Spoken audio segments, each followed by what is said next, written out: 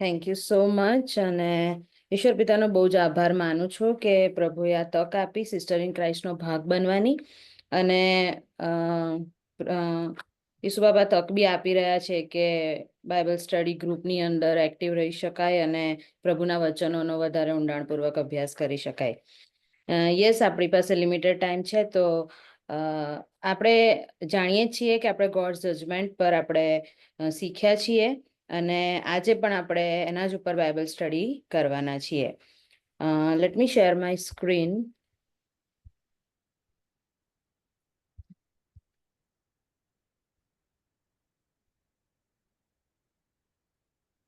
Is it visible?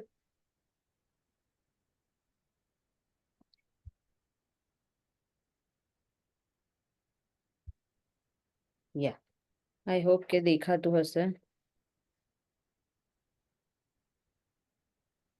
ઓ.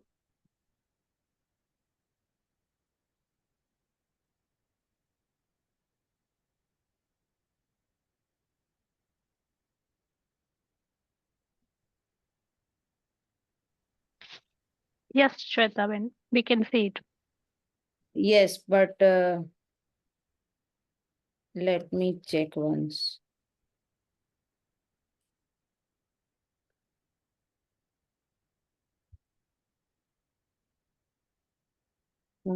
ફરીથી કરું, કારણ કે આના પર કંઈક એનોટેટ થઈ ગયું છે ને તો બહુ લીટા આવી ગયા છે.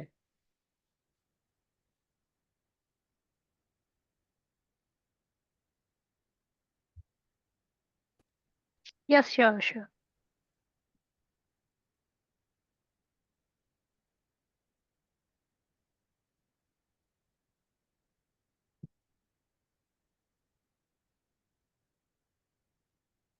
યસ, તો આજે આપણે ગોડ્સ જજમેન્ટ પર જોવાના છીએ. અને એનું જે ટાઇટલ મને પ્રભુએ બતાવ્યું છે કે living in the light of God's judgement and grace.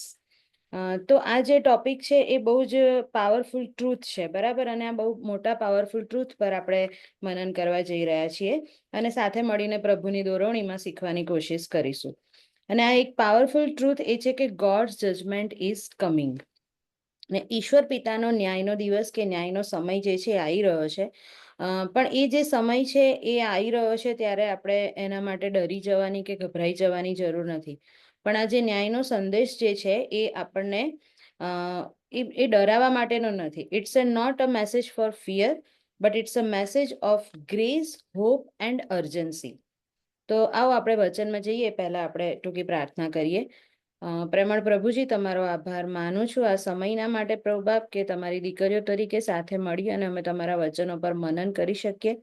અને પ્રભુ બાપ, આજે તમે આજે પાવરફુલ ટ્રુથ અમારી આગળ અમને શીખવવા જઈ રહ્યા છો પ્રભુ બાપ, ત્યારે તમે અમારા મનોને અને અમારા હૃદયોને ખોલો પ્રભુ બાપ. અને અમારા મુખના શબ્દો તમે બનો પ્રભુ બાપ. અને અમે સાથે મળી અને તમે જે અમારા માટે રાખી મૂક્યું છે એ વચન આજે અમે શીખીએ અને અમે એ પ્રમાણે જીવન જીવવા માટે તમને આધીન થઈએ પ્રભુ બાપ, એવું અમે ખાસ માંગી લઈએ છીએ. આખા સમયને તમારા હાથમાં સોંપીએ છીએ. આજે કંઈ પણ માંગ્યું હોય તારનાર પ્રભુ ઈસુ ખ્રિસ્તના નામમાં માંગુ છું. સાંભળો ને એનો સ્વીકાર કરો. આમેન. ઓકે, તો આપણે જે જોવાના છે એમાં જે ફર્સ્ટ પોઈન્ટ છે એ છે કે gods appointed day of justice. તો એના માટે આપણે સૌથી પહેલા હિબ્રુઝ 9:27 એ વાંચીશું.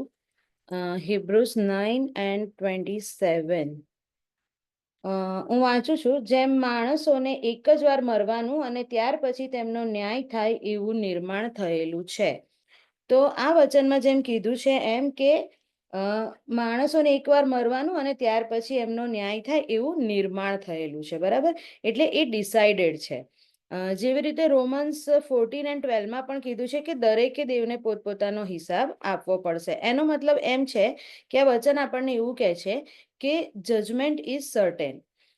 જો આપણે એક્ઝામ્પલ તરીકે એવું જોઈએ કે 4 રસ્તા ઉપર જ્યારે રેડ સિગ્નલ હોય છે અને એમાંથી તો જો આપણે વાહન લઈને પસાર થઈ જઈએ તો ડેફિનેટલી જે કેમેરાઝ લાગેલા હોય છે એમાં આપણે કેપ્ચર થઈ જઈશું. બિકોઝ એ કેમેરા એવું નહીં જોવે કે આણે એક જ વાર કર્યું છે, કે આનું મંથમાં એક જ વાર પસાર થયું છે, કે પછી 2 મંથ્સમાં કે 6 મંથ્સમાં, કે પછી એ તો એવું છે કે લાઈફમાં પહેલી વાર પસાર થઈ રહ્યો છે. તો એ કેમેરો એવું વિચારશે કે ના, હું એને કેપ્ચર ના કરું. બટ ના, એવું નહીં થાય. એ એકદમ હકીકત બાબત છે કે જો આપણે રેડ સિગ્નલને ક્રોસ કરીશું તો કેમેરા કેપ્ચર કરશે અને આપણા ઘરે ટિકિટ કે મેમો જે આવવાનું હશે એ આવશે. તો એવી જ રીતે કે પ્રભુનો જે ન્યાયનો દિવસ છે એ ચોક્કસ આવવાનો જ છે અને ઈશ્વર પિતા પણ ન્યાય કરશે જ. કદાચ પ્રભુ રાહ જુએ છે એવું આપણે કહી શકીએ, અને એટલા માટે થોડી વાર થાય, પરંતુ એ ગેરંટેડ છે અને સાથે સાથે રાઇચસ પણ છે. So God's judgement is fair, final and already appointed. અને એનો સમય ચોક્કસ આપણે જાણતા નથી કે ક્યારે આવશે, પણ તે આવશે એ નક્કી છે. દાનિયેલને જે દર્શન થયું હતું એની અંદર પણ જ્યારે આપણે વાંચીએ છીએ તો દાનિયેલ 7 અને 10 એવું લખવામાં આવ્યું છે કે ન્યાય સભા ભરાઈ હતી ને પુસ્તકો ઉઘાડવામાં આવ્યા હતા. અને આપણે જે ડિવોશનમાં જોયું છે પ્રેરિતોના કૃત્યો 17 અને 31, એ પણ એવું જ કહે છે. એમાં પણ જ્યારે આપણે વાંચ્યું અને આપણે એનો અભ્યાસ કર્યો ત્યારે આપણે કહી શકીએ કે judgement is not random, it's appointed and Jesus is the જજ. પ્રભુ ઈસુ ખ્રિસ્ત તે પોતે જ એ ન્યાયાધીશ છે. બીજી જે બાબત આપણે જોવા માંગીએ છીએ એ છે કે becoming a people ready for his return. તો એના માટે આપણે તીતસ 2 અને 12 અને 13મી કલમ વાંચીશું. જો કોઈને મળે તો પ્લીઝ તમે વાંચો, ઇફ પોસિબલ ઇન ગુજરાતી. તેથી આપણને એવું શિક્ષણ મળે છે કે અધર્મ તથા વિષય વાસનાનો ત્યાગ કરીને હાલના જમાનામાં ઠાવકાઈથી, પ્રમાણિકપણે તથા ભક્તિભાવ રાખીને વર્તવું અને ધન્ય આશા પ્રાપ્તિની ઘડીની અને મહાન દેવ તથા આપણા તારનાર ઈસુ ખ્રિસ્તના મહિમાના પ્રગટ થવાની વાટ જોવી. Thank you Josephine. તો યસ, આ જ્યારે આપણે વાંચીએ છીએ ત્યારે આપણને એ વચન દ્વારા એવું કહેવામાં આવ્યું છે કે જે પણ અનગોડલી બાબતો છે કે જે પ્રભુને નથી ગમતી એ બાબતોને આપણે નો કહેવાનું છે. અને એ અનગોડલી બાબતો કે અનગોડલીનેસની જો આપણે વાત કરીએ તો હું જ્યારે વિચારતી હતી તો આપણા મનમાં એવો ચોક્કસ વિચાર આવે, અથવા તો આપણામાંથી આપણે બધા જ પ્રભુને ઓળખીએ છીએ, પ્રભુને આધીન છીએ. કોઈ પણ કાર્ય જે પ્રભુને પસંદ નથી આપણે નથી કરતા, નહીં કરવાની કોશિશ કરીએ છીએ. ત્યારે એની અંદર જો આપણે વિચારીએ કે અનગોડલીનેસનું જો આપણે વિચારીએ તો આપણને એવું થાય કે હું તો મૂર્તિ પૂજા નથી કરતી, અથવા તો પછી નવરાત્રિ હોય તો એમાં હું ગરબા ગાવા કે ગરબા જોવા અમે તો નથી જતા, કે પછી મારું જીવન એવું વ્યભિચારી જીવન નથી, કે પછી હું તો મેં એવી કદી ચોરી નથી કરી કે હું ચોરી નથી કરતી, હું પ્રસાદ નથી ખાતી. તો આવી બધી વાતો તો હું નથી કરતી, એટલે હું કોઈ અનગોડલી વાત મારા જીવનમાં છે નહીં. ચોક્કસ આપણે એ બાબત પર આપણે ચોક્કસ પ્રાઉડ કરી શકીએ છીએ કે પ્રભુએ આપણને સમજણ આપી છે, પ્રભુ જીવતા દેવે આપણને પસંદ કર્યા છે, એટલે આપણે એ બાબતોમાં નથી. પણ જો હું આજે તમને એક રિયલ લાઈફ સ્ટોરીઝના 1-2 એક્ઝામ્પલ્સ તમારી સાથે શેર કરવા માંગુ છું કે એક બેન હતા અને એ બેન ડિવોર્સી છે. અને એ બેન ડિવોર્સી હતા અને એ ડિવોર્સી બેનના એક મિત્ર એમની સાથે વાત કરતા હતા. અને વાતો જ્યારે એમની ચાલતી હતી ત્યારે એ ડિવોર્સી બેને એમના જે મિત્ર હતા એ મિત્રએ ડિવોર્સી બેનને એવું કીધું કે તું તો આટલી બધી સુંદર છે અને તોય તને તો તારા હસબન્ડે રાખી નહીં. જો હું તો કંઈ એટલી સુંદરય નથી તોય મારો હસબન્ડ મને રાખે છે, કેટલો સારી રીતે રાખે છે. તો આ બાબત જ્યારે આપણે કોઈને કહીએ છીએ તો શું એ બાબત એક ગોડલી બાબત છે? આ વાક્યથી કે આ જે ટોન્ટ એમણે એમને માર્યો એનાથી એમને હર્ટ નહીં થયું હોય, એ જે બેનના ડિવોર્સ થયેલા છે એમને? બીજું એક એક્ઝામ્પલ હું શેર કરીશ કે એક ભાઈ હતા, એમને ઇન્ટરનેશનલ ટ્રાવેલ કરવાનું હતું. અને આપણે બધા જ જાણીએ છીએ કે ઇન્ટરનેશનલ ટ્રાવેલ કરીએ ત્યારે લગેજ એ જે પ્રમાણે આપણી ટિકિટ્સની અંદર ડિસાઇડેડ હોય એટલું જ આપણે કેરી કરી શકીએ છીએ, અથવા તો આપણે વધારે લઈ જવું હોય then we need to pay for that, right? તો એનામાં એ ભાઈને ઇન્ટરનેશનલી ટ્રાવેલ કરવાનું હતું અને એમને નું લગેજમાં એક ચેક ઇન બેગ અને એક કેબિન બેગ અલાવ હતું. જ્યારે એ કાઉન્ટર પર જાય છે, એમનું લગેજનું વેઇટ થાય છે, ત્યારે એમની જે કેબિન બેગ હતી એની અંદર 1 kg વજન વધારે હતું. તો એમને જે અટેન્ડન્સ હતા એમણે એવું કીધું કે તમે મને એટલું અશ્યોરન્સ આપો છો કે તમે 1 kg જે છે એ તમે રિમૂવ કરી દેશો? એ ભાઈએ ત્યાં કહી દીધું કે હા વાંધો નહીં, હું 1 kg રિમૂવ કરી દઈશ. એ ત્યાંથી એમનું ચેક ઇન કરાવી અને બોર્ડિંગ પાસને બધી પ્રોસિજર પતાવીને આવી ગયા. અને એ જ્યારે જતા હોય છે ત્યારે એ 1 kg તો બરાબર છે કે એમની કેબિન બેગમાં હતું, બટ એ ઉપરાંત એમની પાસે એક બેકપેક હતું જે એમણે ભરાયું હતું એમના ખભા પર. એમાં ઓછામાં ઓછું 10 થી 12 કિલો વજન હતું. અને એ બેગ વિશે તો પેલા ફ્લાઇટ વાળાને ખબર જ નથી. તો શું આ ગોડલી બાબત છે કે જે રૂટીનમાં રિયલ લાઈફમાં આવી બધી જ્યારે પરિસ્થિતિ આવે છે ત્યારે આપણે શું કરીએ છીએ? કે તો જ્યારે હું આ વિશે વિચારતી હતી ત્યારે મેં મારી જાતનું સેલ્ફ એક્ઝામિનેશન કર્યું કે પ્રભુ, શું આવી કોઈ બાબત જે છે કે જે મારા જીવનમાં છે જે તમને નથી ગમતી, તો તમે મને બતાવો. કારણ કે જો આપણે વચનમાં જ જોઈએ તો આઇઝાયા 56:1 એવું લખ્યું છે કે યહોવા કહે છે કે ન્યાયનું પાલન કરો ને પ્રામાણિકપણે વર્તો, કેમ કે મારા તારણનું આવવું ને મારા ન્યાયનું પ્રગટ થવું નજીક છે. અને પ્રભુએ છે ને આપણા પર કૃપા કરી છે. જે રીતે બેન જોસ્ફીને વાંચ્યું 11 ને 12મી અને 13મી કલમમાં તીતસનો 2જો અધ્યાય અને 12 ને 13માં વાંચ્યું, અને એમાં 11મી કલમમાં જ એવું લખ્યું છે કેમ કે દેવની જે કૃપા સઘળા માણસોનું તારણ કરે છે તે પ્રગટ થઈ છે. એટલે ઈશ્વરની જે કૃપા છે એ બધા માણસોનું તારણ કરે છે ને એ પ્રગટ થઈ છે. અને જો એ પ્રભુની કૃપા મને અને તમને મળી છે તો એ ફક્ત આપણને પાપોની માફી જ નથી આપતી, પરંતુ જ્યારે આપણે પ્રભુના આવવાની રાહ જોઈ રહ્યા છીએ, કે જ્યારે આપણે ઈશ્વર માટે વેઇટ કરી રહ્યા છે, કે ત્યારે એ જે પ્રભુની કૃપા જે મને અને તમને મળી છે એ આપણને પવિત્ર જીવન જીવવા માટેનું શિક્ષણ પણ આપે છે. God's grace trains us to live in holiness while we wait for Christ. Grace એટલે કે જે કૃપા જે મને અને તમને મળી છે એ આપણી એટલે કે મારી અને તમારી એ જે જવાબદારી છે ને એ જવાબદારીને કેન્સલ નથી કરતી.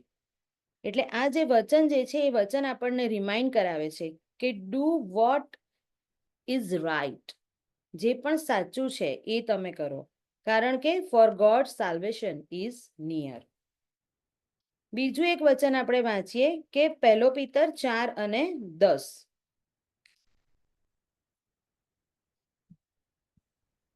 પહેલો પિત્તર 4 અને 10. દરેકને જે કૃપાદાન મળ્યું તે એકબીજાની સેવા કરવામાં દેવની અનેક પ્રકારની કૃપાના સારા કારભારીઓ તરીકે વાપરવું. યસ, શું કીધું છે? દરેકે સારા કારભારીઓ તરીકે તમને જે કૃપાદાન મળ્યું છે, ધેટ મીન્સ કે જે કંઈ પણ આપણને પ્રભુ તરફથી ગોડ ગિવન જે આપણી ગિફ્ટ છે એનો આપણે યુઝ કરવાની જરૂર છે નાવ. અને પ્રભુને મળવાની જે આપણી તૈયારી છે, કે જે આપણી રેડીનેસ છે, એ જ બાબત નક્કી કરે છે કે આપણે આપણું જીવન અત્યારે કેવી રીતે જીવી રહ્યા છે. બરાબર? મારા અને તમારી જે જીવન જીવવાની જે રીત છે એ જ બાબત શો કરે છે કે આપણે પ્રભુને મળવા માટે કેવી તૈયારી કરી રહ્યા છીએ. જેમ કે આપણને ખબર છે કે વોટ ઇઝ ધ પ્રિપેરેશન. કોઈ પ્રસંગ હોય ઘરમાં, લગ્ન હોય કે બર્થડે પાર્ટી આપણે હોસ્ટ કરી હોય, અથવા તો એક્ઝામ હોય, અથવા તો આપણે ક્યાંક ફરવા જવાનું હોય, તો એ બધા માટે આપણે તૈયારી કરીએ છીએ. બરાબર? તો એ બતાવે છે કે આપણે એ વસ્તુ એ પ્રસંગમાં જવાના માટે કેટલા તત્પર છીએ, આપણે કેટલા એક્સાઇટેડ છીએ. બરાબર? તો એ જ્યારે જેમ કે કોઈની પરીક્ષા હોય આવતીકાલે, મતલબ અઠવાડિયા પછી પરીક્ષા છે ને, એ જે સ્ટુડન્ટ હોય એ તો પોતાની જ મસ્તીમાં હોય, પોતાની રીતે હરે ફરે, ખાય પીવે, એનું જે મોબાઈલમાં ટાઈમ સ્પેન્ડ કરે, બટ વાંચવા ના બેસે. તો એના પરથી મમ્મી પપ્પાને, ઘરના લોકોને એવી ખબર પડે કે અલા, તો તૈયારી જ કશી નહીં કરતો, તારી પરીક્ષા છે તો. રાઈટ? તો એવી જ રીતે જ્યારે આપણે પ્રભુની રાહ જોઈ રહ્યા છે ત્યારે આપણી કેવી તૈયારી છે? તો જે રેડીનેસ છે ને, એ readiness is shown in how we live now. આપણે અત્યારે કેવી રીતે જીવી રહ્યા છે એ બહુ અગત્યનું છે. ત્યારે જ ખબર પડે છે કે આપણે કેવી રીતે તૈયારી કરી રહ્યા છે. અને સ્પિરિચ્યુઅલ રેડીનેસના જે કી ઇન્ડિકેટર્સ છે એ છે હોલીનેસ, ઓબિડિયન્સ અને સર્વિસ. પ્રભુની સેવામાં આપણે પોતાની જાતને વાપરીએ. આગળનો જે પોઈન્ટ છે એ છે the seriousness of sin and the gift of grace. આપણે બીજું એક વચન વાંચીએ, Romans 3:23 ને 24. રોમનોને પત્ર 3 અધ્યાય 23 અને 24.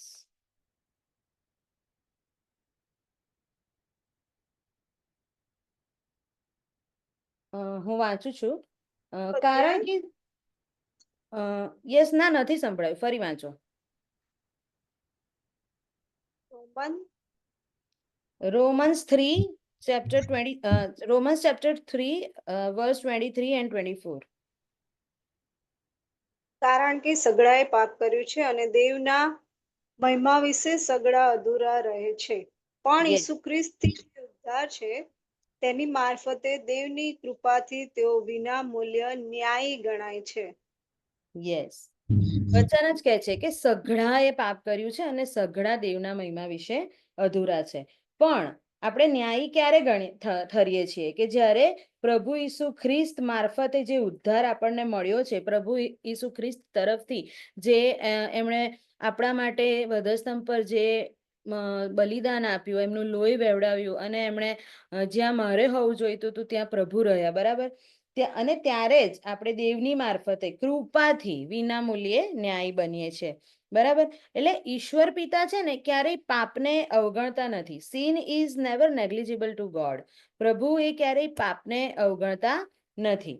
અને જો આપણે આનો વધારે અભ્યાસ કરવો હોય ને તો આપણે 1 John અને એનું ચેપ્ટર 2 વાંચીએ, બરાબર. જો એને ઊંડાણપૂર્વક વાંચીએ ને તો એમાં અગ્રપૂર્વક આપણને એવું કહેવામાં આવ્યું છે કે આપણે અંધકારમાં નહીં પણ આપણે પ્રકાશમાં ચાલવાનું છે. And we must walk in light, walk in obedience. અધીનતામાં ચાલવાનું છે આપણે. અને જો આપણે આપણા પાપમાં જ રહીએ છીએ ને તો આપણે પ્રભુ પિતાથી દૂર થઈ જઈએ છીએ.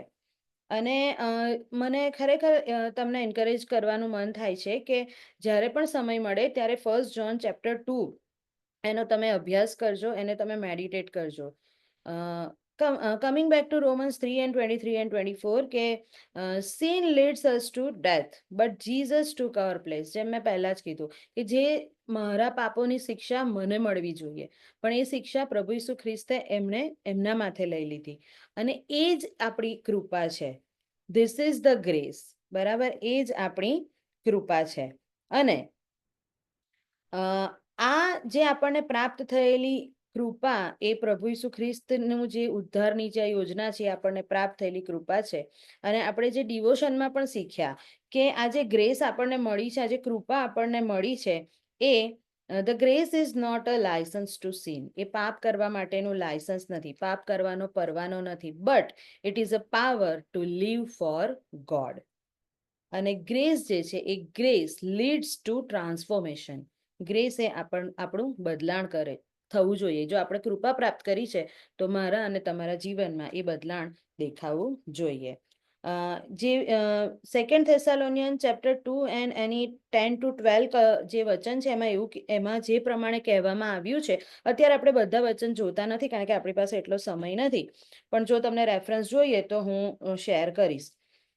જો કોઈ સત્યને રિજેક્ટ કરે એટલે કે સત્યનો અસ્વીકાર કરે તેઓને મૂર્ખ બનાવવામાં આવી રહ્યા છે અને તેઓને ઈશ્વર પિતાના ન્યાયાસન આગળ ઊભા રહીને ન્યાયનો સામનો કરવો પડશે. અને પ્રભુ ઈસુ ખ્રિસ્તથી પાપોની માફી અને જે ઉદ્ધાર મળ્યો છે તેની મારફતે આપણા પર જે દેવની કૃપા થઈ છે એ જ ખરું સત્ય છે. અને એ જ સત્યનો અસ્વીકાર કરનાર, એ જ સત્યને રિજેક્ટ કરનાર જે છે એમને ન્યાયાસન આગળ ઊભા રહેવું પડશે. If we treat sin lightly we insult the cross. આપણે જો પાપને હલકું ગણીએ છીએ તો આપણે પ્રભુ ઈસુનો જે વધસ્તંભ છે એનું અપમાન કરીએ છીએ. પણ જ્યારે આપણે પ્રભુ ઈસુએ આપણા માટે જે મૂલ્ય ચૂકવ્યું છે એને યાદ કરીએ છીએ ત્યારે આપણું જે જીવન છે એ આભારી ભાવ સાથેનું અને આધીનતા સાથેનું બની જાય છે. નેક્સ્ટ પોઈન્ટ જે છે કે લિવિંગ વિથ ઇટર્નલ અર્જન્સી. આપણે લોકોએ અત્યારે લિવિંગ વિથ ઇટર્નલ અર્જન્સી એવી રીતે જીવવાની જરૂર છે. Judgement is already in God's plan and God has scheduled judgement and it's not random. For example, જો હું એમ કહું કે સ્કૂલમાં જ્યારે બાળક એક ધોરણ પાસ કરી અને બીજા ધોરણમાં જાય છે તો પહેલા જ દિવસે ટીચર એને સિલેબસ આપે છે અને એ સિલેબસની અંદર એન્યુઅલ એક્ઝામની ડેટ પણ લખેલી જ હોય છે. તો ત્યારે એમાં it is not a surprise કે ભાઈ હાય પહેલા જ દિવસે ગયા અને આપી દીધું, આવતા વર્ષે વાર્ષિક પરીક્ષાની તારીખ. પણ એ તો થવાનું જ છે, એ તો પ્લાન્ડ છે. તો એવી જ રીતે પ્રભુ ઈસુએ પણ મતલબ દેવ બાપની જે યોજના છે એમાં પણ જે ધ ડે ઓફ જે જજમેન્ટ છે એ ઓલરેડી પ્લાન્ડ કરેલો છે, ઓલરેડી રિટન છે. અને પૃથ્વી પરના દરેક વ્યક્તિનો જે રીચ છે, પુઅર છે, મોરલ છે, ઇમોરલ છે, કોઈ પણ બાબત હોય, એ કોઈ પણ વ્યક્તિ જે હોય કે એ બધાનો ન્યાય થશે. કોઈ પણ એવું પદ કે પદવી કે સંપત્તિ કે પછી તમારા સારા કાર્યો કે આપણા કોઈ પણ એવા મોરલ એફર્ટ્સ, એ કોઈ કશું જ આપણને ન્યાયથી બચાવી શકતું નથી. કેવળ ને કેવળ પ્રભુ ઈસુ પરનો વિશ્વાસ અને પ્રભુની જે કૃપા આપણને મળી છે તે જ આપણને એનાથી બચાવી શકે છે. અને એના એટલા જ માટે આપણે અવેરનેસ સાથે જીવન જીવવાનું છે કે પ્રભુ ઈસુ એ આજે જ એટલે કે હમણાં જ આવી રહ્યા છે. અને જેવી રીતે પ્રભુ પિતા રાહ જોઈ રહ્યા છે કે એમના બાળકોનો નાશ ના થાય. કદાચ આપણે એવું થાય કે કેટલા વર્ષોથી આપણે તો સાંભળતા આવ્યા છે પ્રભુ આવશે, પ્રભુ આવશે, પણ પ્રભુ આવતા નહીં, ક્યારે આવશે? પણ પ્રભુ રાહ જોઈ રહ્યા છે, કારણ કે પ્રભુ નથી ઈચ્છતા કે કોઈનું, એમનું એક પણ બાળક, એમનું પસંદ કરેલું બાળક કે જે લોકો એમનું નામ જાણે અને જે લોકો એમના પર વિશ્વાસ કરે, કોઈનો પણ નાશ થાય એવું પ્રભુ ઈચ્છતા નથી. અને પ્રભુ એટલા માટે રાહ જોઈ રહ્યા છે કે મારો આ દીકરો મારી પાસે આવે, પાપોની કબૂલાત કરે, મારી આ દીકરી મારી પાસે આવે, પાપોની કબૂલાત કરે, પસ્તાવો કરે અને પ્રભુએ જે કૃપા આપી છે એના વારસદાર બને. પણ આપણે જાણીએ છીએ કે પ્રભુ જેટલી રાહ જોઈ રહ્યા છે એટલા જ ડબલ જોરથી જે એનિમી છે, જે પ્રભુનો શત્રુ છે, એ આપણને એની તરફ ખેંચવાના પ્રયાસો પણ એટલા જ જોરથી એ કરે છે. કારણ કે એ પણ નથી ઈચ્છતો કે પ્રભુ લોકોના આત્મા બચી જાય. એ બધાને પોતાની સાથે લઈ જવા માંગે છે. એટલે એક યા બીજા પ્રકારે આપણા જીવનમાં, આપણી સિચ્યુએશન્સમાં એ એવી પરિસ્થિતિઓ લાવીને મૂકી દે કે આપણે આપણા વિશ્વાસમાં ડગી જઈએ. પણ આપણે એવું કરવાનું નથી. સો as the children of God, it is necessary for us to be spiritually awake, use our gifts to serve and remain under the grace and in the light of truth. જે આત્મિક તોફાની વાદળો ઘેરાવાની શરૂઆત થાય ને એની પહેલા આપણે તૈયારી ચાલુ કરી દઈએ. કારણ કે જ્યારે બહુ બધા સ્પિરિચ્યુઅલ સ્ટ્રોમ ક્લાઉડ્સ આવશે, એની જો રાહ જોઈશું તો બહુ મોડું થઈ જશે. એટલે જ્યારે અત્યારે શાંતિ છે ત્યારે આપણે તૈયારી ચાલુ કરી દઈએ. બટ જો ખરેખર કહું તો શાંતિ અત્યારે પણ નથી, કારણ કે સમય બહુ જ નજીક છે અને આપણે બાઇબલના કેટલા બધા વચનો અત્યારે પૂરા થઈ રહ્યા છે જે આપણે અત્યારે જોઈ રહ્યા છીએ. ત્યારે પ્રભુનું આવવું બહુ જ નજીક છે. એટલે આપણી જે તૈયારી છે એ હમણાં જ તૈયારી આપણે ચાલુ કરી દેવી જોઈએ અને આપણે તૈયારીમાં મંડ્યા રહેવું જોઈએ. ચાલુ તો આપણે કરી જ છે, બટ એમાં આપણે કન્ટિન્યુ રહેવું જોઈએ. અને ફક્ત પ્રભુ ઈસુ, only Jesus Christ, only the relationship with him can save અસ.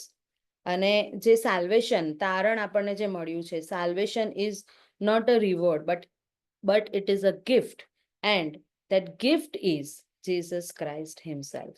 એ જે આપણને ભેટ મળી છે ને એ ભેટ પ્રભુ ઈસુ પોતે જ છે. બરાબર? તો આ જ્યારે બધું આપણે કરીએ છીએ ત્યારે આપણે શું કરવાની જરૂર છે?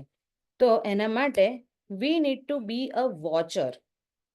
તો વોચરનો જે ડિક્શનરી મિનિંગ થાય છે એવો થાય છે કે one who observe something attentively and regularly. પણ આપણે જ્યારે સ્પિરિચ્યુઅલ વેમાં એને જોઈએ છે ત્યારે આપણે એનો મતલબ એવો કરી શકીએ કે one who is spiritually alert and ready. વચન કહે છે કે માંથી 24 અને 42 એનું એનકેજી વર્ઝનમાં એવું લખ્યું છે કે watch before, for you do not know what are your Lord is coming. તો આ જે વોચર કેવી રીતે આપણે બનીએ? તો આ વોચરના જે દરેક લેટર્સ છે એ આપણને કંઈક એક્શન્સ કહી રહ્યા છે. તો ડબલ્યુ આપણને કહી રહ્યું છે કે વોચ, સ્ટે અલર્ટ, આપણે એલર્ટ રહેવાની જરૂર છે. A, abide in Christ, remain in Christ. T stands for trust, keep faith in Jesus alone. C stands for confess, repent of hidden sins. પાપોની કબૂલાત કરવાની વાત છે. H, H stands for hold, stand firm in truth. જે સત્ય છે એને આપણે પકડી રાખીએ. E stands for engage, use gifts actively. આપણને પ્રભુએ જે તાલંત આપ્યા છે ને એને આપણે પકડીને બેસી ના રહીએ, પણ આપણે એનો ઉપયોગ કરીએ. એ ક્યાં બીજી રીતે? અને last but not least, reach. R stands for reach, share the gospel urgently. લોકોને આપણે પ્રભુનું નામ આપીએ. લોકો શું કરશે, શું નહીં કરે, એમનું શું થશે, શું નહીં, એના વિશે આપણે વિચારવાની જરૂર નથી. આપણું કામ ફક્ત એટલું જ છે કે આપણે લોકોને પ્રભુનું નામ કહીએ. અને પ્રભુ ઈસુથી જ તમારો આત્માનો નાશ નહીં થાય એ બાબત આપણે લોકો સુધી પહોંચાડવાની જરૂર છે. પણ જ્યારે આપણે વોચર બનીએ છીએ, જ્યારે આપણે સ્પિરિચ્યુઅલી અલર્ટ અને રેડી બનીએ છીએ, ત્યારે there are some warnings to make us more alert. થોડીક વોર્નિંગ્સ પણ આપણને મળે છે. કેવી વોર્નિંગ્સ? તો the first is lies are spreading fast.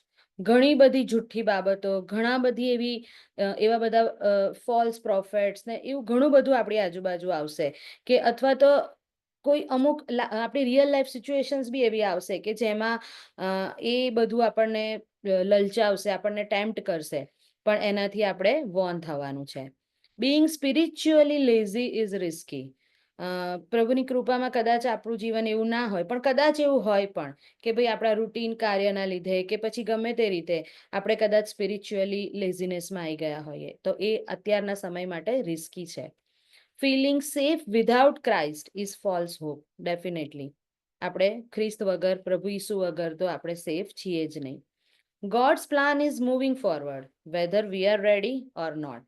આપણે તૈયાર હોઈશું કે નહીં હોઈએ, પ્રભુ એમનું જે કામ કરવાના છે એ તો એમના સમયે કરવાના જ છે. અત્યારે પ્રભુ રાહ જોવે છે, પણ જ્યારે એમનો સમય આવશે ત્યારે પ્રભુ એ કાર્ય ચોક્કસ કરશે. No one is safe on their own. આપણે આપણા પોતાના બલબૂતા પર કે આપણા પોતાના એના પર આપણે સેફ રહી શકવાના નથી. If we ignore God, we won't be ready when the time comes. પ્રભુને જો કોઈ પણ એનો અસ્વીકાર કરે, એને ઇગ્નોર કરે, તો એ કોઈ પણ રીતે પ્રભુના સમય જ્યારે પ્રભુ આવશે ત્યારે રેડી રહી શકશે નહીં. More lies will come, so hold tightly to the truth.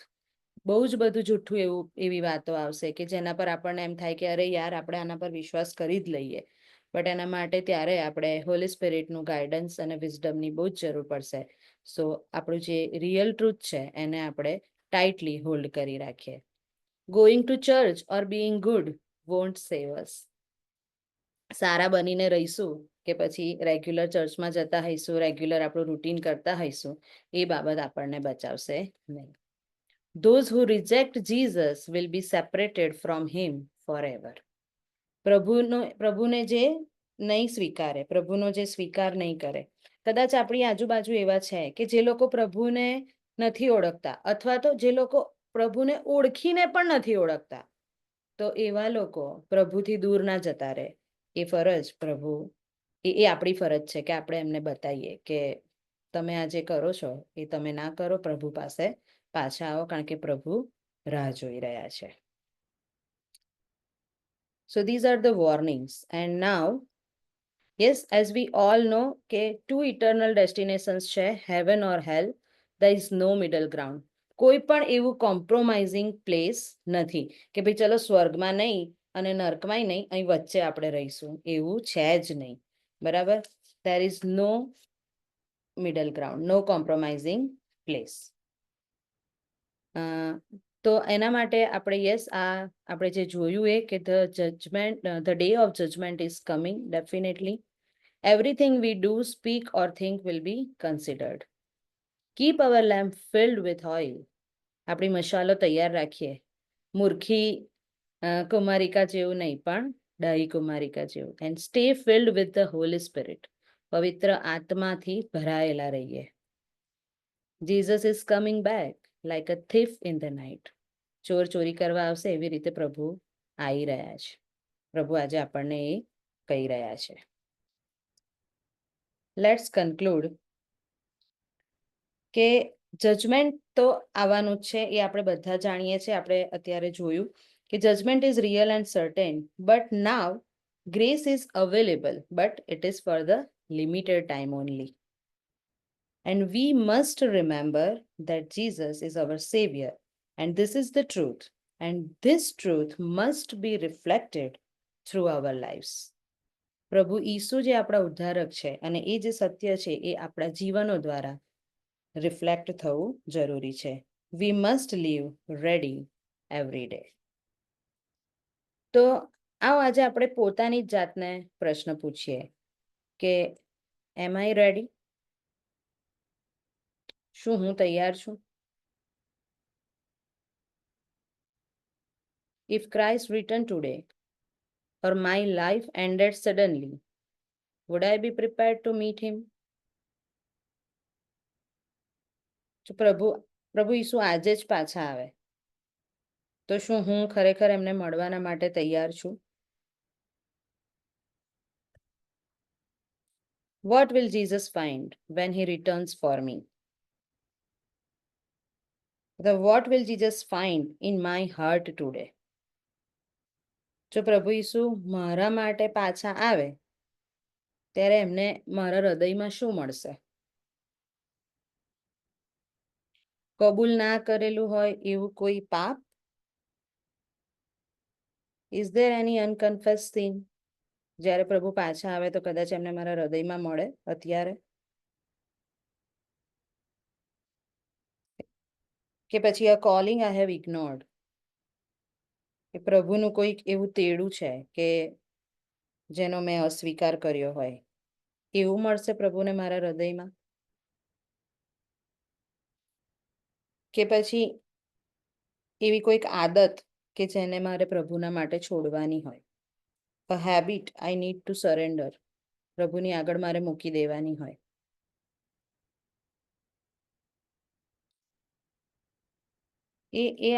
It is all the questions, all the things, it is for the self-examination.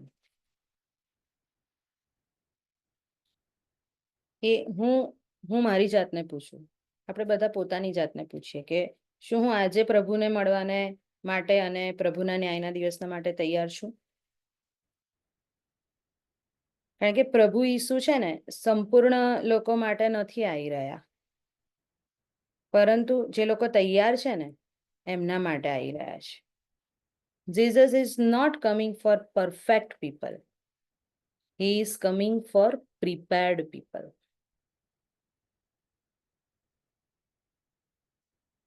આવો પ્રાર્થના કરીએ. પ્રેમાળ પ્રભુજી, તમારો આભાર માનીએ છીએ, તમારી સ્તુતિ કરીએ છીએ કે તમે અમારી તૈયારી કેવી હોવી જોઈએ તમને મળવાના માટે એ તમે અમને શીખવ્યું પ્રભુ બાપ. આજે અમે અમારી જાતને પ્રશ્ન પૂછી શકીએ પ્રભુ બાપ કે તમે જ્યારે આવો ત્યારે અમે તમને શું આપીએ,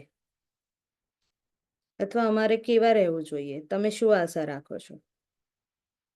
પ્રભુ એ દરેક માટે એ પર્સનલ વાત છે, તમારી સાથેની જે વ્યક્તિગત અને અંગત સંબંધ છે એના પર આધાર રાખે છે. ત્યારે પ્રભુ તમે દરેકની સાથે તમે વ્યક્તિગત રીતે વાત કરો. અને પ્રભુ તમે વાત કરો છો, અમે તમારો અવાજ સાંભળીએ છીએ, એ અમે જાણીએ છીએ. તમે અમને પણ સાંભળો છો અને તમે પણ અમારી સાથે વાત કરો છો. તો તમે અમને એવા સાંભળતા કાન આપો પ્રભુ બાપ કે અમે તમારો અવાજ સાંભળી શકીએ અને અમે એને આધીન થઈ શકીએ, તમારા અવાજની પાછળ અમે ચાલી શકીએ. આશીર્વાદિત સમયના માટે તમારો આભાર માનું છું. પ્રભુ ઈસુના નામમાં માંગુ છું. Amen. Thank you so much. Thank you so much, Shweta Didi, for